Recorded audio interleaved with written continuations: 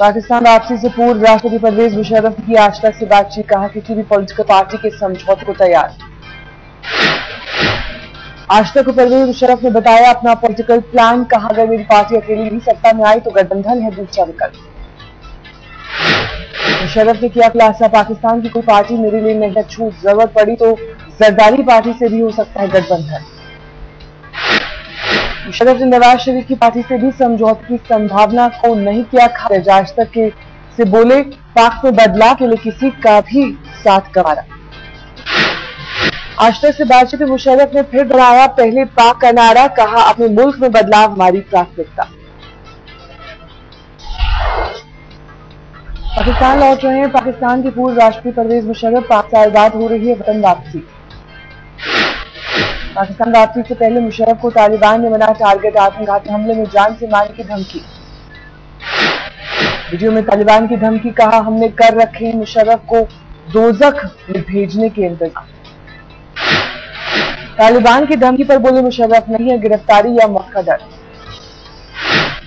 सियासी एजेंडे के साथ पाकिस्तान लौट रहे हैं मुशर्रफ, 11 मई को होने वाले आम चुनाव में अपनी पार्टी की अगुवाई करेंगे पूर्व तानाशाह।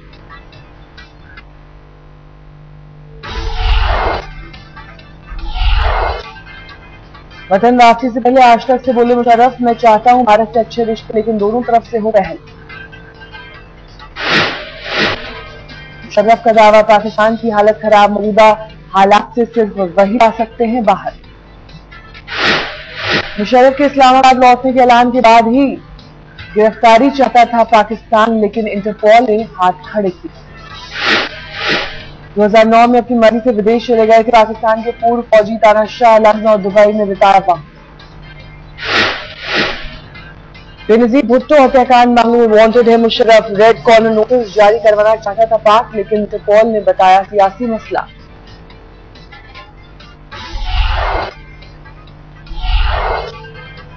दिल्ली में साजिश की आशंका से हड़का, सचिवालय के सामने मिले लावारिस बैग में मिले लोहे के छर्रे।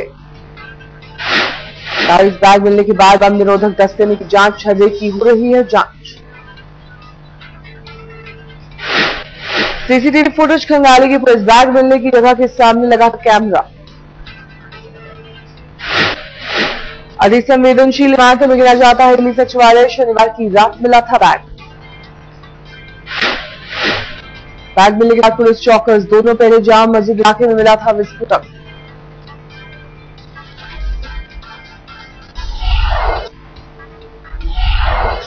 आतंकी लियाकत शाह की गिरफ्तारी पर दिल्ली पुलिस की फजीहत, परिवार का दावा खुद से किया सरेंडर। आतंकी लियाकत अली शाह की पत्नी दिल्ली पुलिस पर उठाए सवाल, कहा नेपाल सीमा पर एसएसबी के सामने किया सरेंडर। आतंकी की गिरफ्तारी पर बोले जम्मू कश्मीर के गृह मंत्री, पुनर्वास कार्यक्रम के तहत आ रहा था भारत। आतंकी की गिरफ्तारी पर सियासतदान जम्मू कश्मीर के सीएम उमर अब्दुल्ला ने केंद्रीय गृह मंत्री से मुलाकात में की एनआईए जांच की मांग। आतंकी की गिरफ्तारी को लेकर सवालों पर दिल्ली पुलिस का जवाब, सरेंडर के पीछे भी छुपी थी आतंकवादियों की साजिश।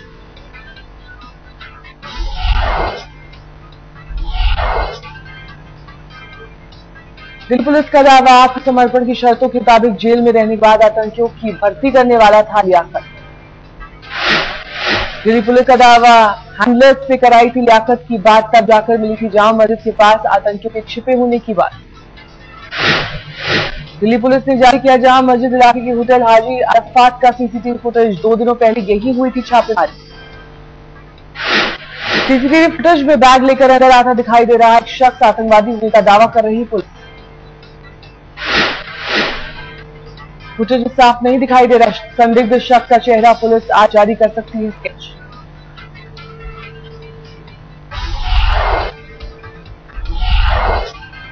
मुंबई से सटे थाने में डीसीपी की खुदकुशी, महाराष्ट्र एटीएस में तैनात थे संजय बैनर्जी।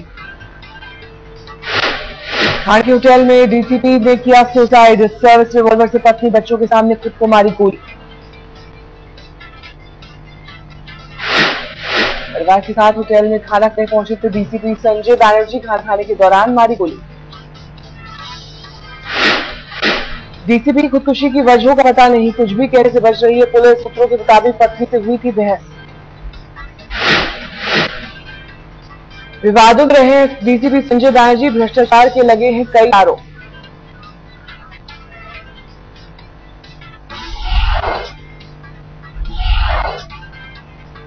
आरटीआई के जरिए दिल्ली गैंगरेप में बड़ा खुलासा, इलाज के लिए पीड़ित को सिंगापुर भेजने का फैसला किया, इस बारे में खामोश है सरकारी फाइलें। आरटीआई की मदद से खुलासा, इलाज कराने वाले डॉक्टर को नहीं थी पीड़ित को सिंगापुर भेजने की जानकारी। दिल्ली में NH-24 पर सड़क हादसा, डिवाइडर से टकराकर पलटी कार, ड्राइवर घायल। निजामुद्दीन से गाजियाबाद की ओर जा रही थी कार, रफ्तार पर नियंत्रण नहीं रख पाया ड्राइवर। दिल्ली से सटे गाजियाबाद, कारोबारी के परिवार को बंधक बनाकर लूटपाट, 2 बदमाशों ने बंदूक की नोक पर 50 लाख लूटे।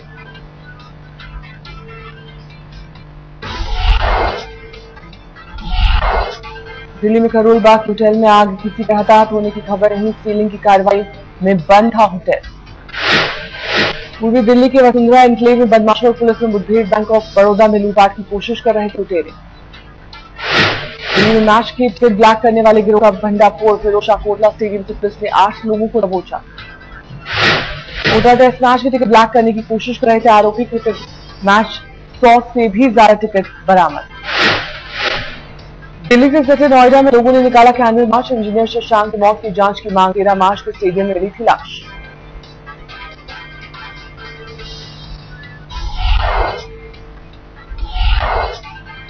दिल्ली में भलसवा के पास NH-1 पर बेकाबू कार का कहर, कार से टक्कर में 22 साल की लड़की की मौत। दिल्ली से सटे नोएडा में एक नाबालिग लड़की से रेप की कोशिश, गांव के 2 दबंग युवकों पर आरोप। रेप की कोशिश मामले में नोएडा पुलिस पर भी संगीन आरोप, लड़की को गांव में घुमाने को लेकर सब इंस्पेक्टर पर उठे सवाल। दिल्ली के रोहिणी में चौथी मंजिल से छलांग लगाकर सुसाइड की कोशिश, आपसी संबंधों को लेकर तनाव में थी महिला। नोएडा पुलिस ने किया चोरों के गिरोह का भंडाफोड़, 5 लाख की ज्वेलरी और 1 लाख बरामद, घरों में घुसकर चोरी के वारदात को देते थे अंजाम।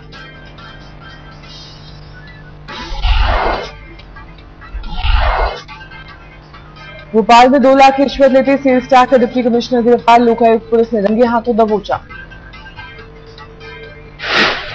अपने दफ्तर में ही रिश्वत ले रहे थे डिप्टी कमिश्नर PK सिंह, माल की चेकिंग के नाम पर ट्रक रोककर बदले में घूस लेने के इल्जाम। फिरोजाबाद में एक लड़की ने की आत्मदाह की कोशिश, सिर फिरे आशिक से तंग आकर उठाया कदम, हालत गंभीर। जयपुर जोधपुर हाईवे पर बिलारा के पास डीजल से लदा एक टैंकर पलटा, लोगों ने जमकर मचाई डीजल की लूट।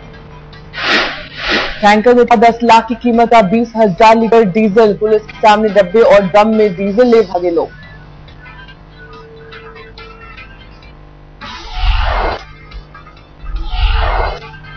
आज केजरीवाल के अनशन दूसरा दिन सुंदर नदी के एक घर से किया अनिश्चितकालीन भूख हड़ताल की शुरुआत। बिजली पानी को लेकर आंदोलन कर रहे केजरीवाल, लोगों से बोले मत भरो बढ़े हुए बिल।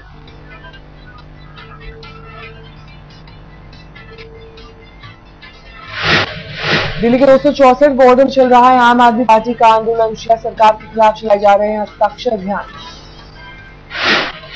आंदोलन के बीच में ही केजरीवाल ने what in India economic forum की बहस में लिया हिस्सा, वीडियो कॉन्फ्रेंसिंग के जरिए किया संबोधन। What in India economic forum की बहस में केजरीवाल दर्ज कराई आपत्ति, कहा ठीक नहीं है न्यौता देकर नहीं बुलाना।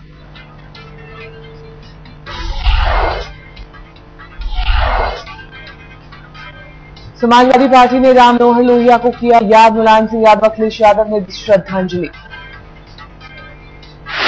दिग्विजय सिंह ने कहा चुनावी वादों को पूरा करें, नेताजी करप्शन के खिलाफ किया था प्रचार। बाराबंकी में एक गाड़ियों पर लाल बत्तियां लगाकर घूम रहे समाजवादी नेता, राज्य मंत्री फरीद दुबई की दलील, भविष्य में सबको मिलेगी लाल बत्ती। केंद्रीय मंत्री जयराम रमेश का विवादित बयान, राज्य में कहा भारतीय नौकरशाही देश का सबसे खतरनाक जागर।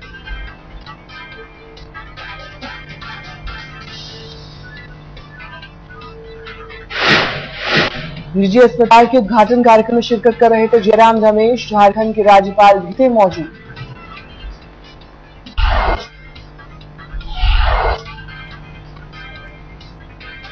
मुलायम सिंह पर बेटी वर्मा का नया हमला, कहा समाजवादी वो नहीं जो सिर्फ परिवार की सोचते हैं बल्कि राहुल गांधी है असली सोशलिस्ट।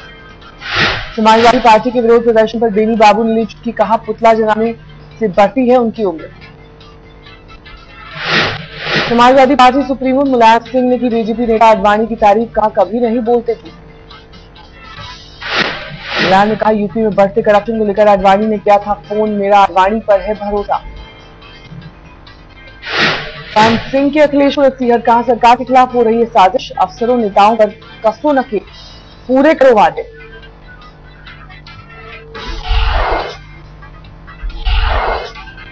नीतीश के अधिकार रैली पर चिदंबरम ने फेरा पानी, कहा केंद्र के लिए हर राज्य है खास। देश की आर्थिक हालात पर बोले पी चिदंबरम, कहा खुदरा एफडीआई से सुधरेगी हालत। रेल किराया फिर काटेगा जेब, अक्टूबर में महंगा हो सकता है सफर। रेलवे बोर्ड के चेयरमैन ने कहा डीजल की बढ़ती कीमतों का होगा असर।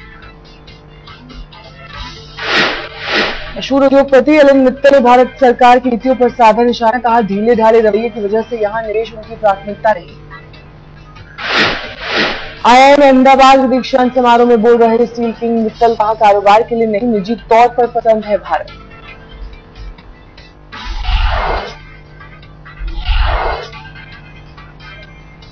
सजा के ऐलान के बाद संजय दत्त के साथ बॉलीवुड बीती रात जैकी श्रॉफ समेत कई फिल्मी हस्तियों ने भी की मुलाकात। संजय के साथ दक्षिण भारत के फिल्मी कलाकार समर्थन में लिखी चिट्ठी, रजनीकांत बोले फैसले से दुख हुआ। संजय दत्त की बहन और कांग्रेस सांसद प्रिया दत्त ने लोगों को कहा शुक्रिया, कहा फैसले से मजबूत हुए हैं संजय दत्त। संजय दत्त के समर्थन में शुरू हुई ऑनलाइन कैंपेन सजा माफी के लिए प्रशंसकों ने छेड़ी मुहिम। संजय दत्त को माफ किए जाने के विरोध में है अन्ना, कहा फैसले का सम्मान करे मुन्ना भाई।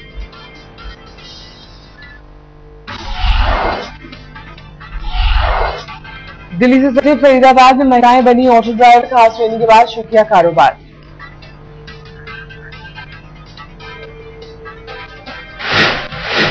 दिल्ली के जनकपुरी में शहीदी दिवस पर कार्यक्रम का आयोजन, याद की गई शहीदों की कुर्बानियां।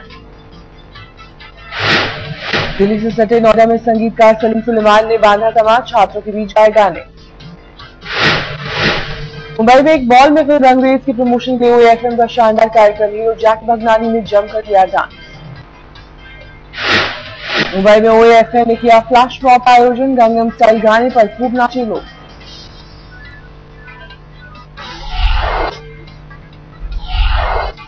बरसाना नंदगांव के बाद मथुरा में भी होली का धमाल, भगवान कृष्ण की जन्मस्थली में लोकगीत पर जमकर लगे ठुमके। एकादशी पर वृंदावन में शुरू हुआ गीले रंगों का खेल, राधा वल्लभ मंदिर से निकली राधा कृष्ण की शोभा यात्रा। वृंदावन में घूमी भगवान की शोभा यात्रा, गली गली में भक्तों पर बरसाए गए गीले रंग। दिल्ली पुलिस की ओर से होली मिलन का आयोजन, वृंदावन से आए कलाकारों ने फूलों की होली से लोगों को दिया सुरक्षित त्योहार का संदेश। दिल्ली के ग्रेटर कैलाश में होली समारोह का आयोजन, अलग अलग राज्यों की दिखी सांस्कृतिक झलक।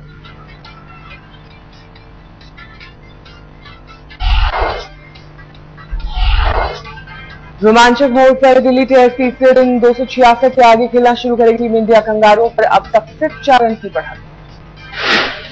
पहली पारी में पवेलियन लौट चुके हैं भारत के 8 बल्लेबाज, 10 रन बनाकर ट्री पर डटे हैं भुवनेश्वर कुमार।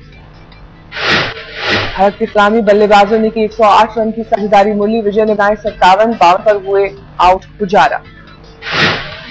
दिल्ली टेस्ट की पहली पारी में तेंदुलकर ने 5 चौके की मदद से बनाए 32 रन, मास्टर के आउट होने पर लोगों ने खड़े होकर किया अभिवादन। अजिंक्य रहाणे को करियर के पहले टेस्ट में नहीं मिला ओपनिंग का मौका, मिडिल ऑर्डर में खेलकर 7 रन पर हुए आउट।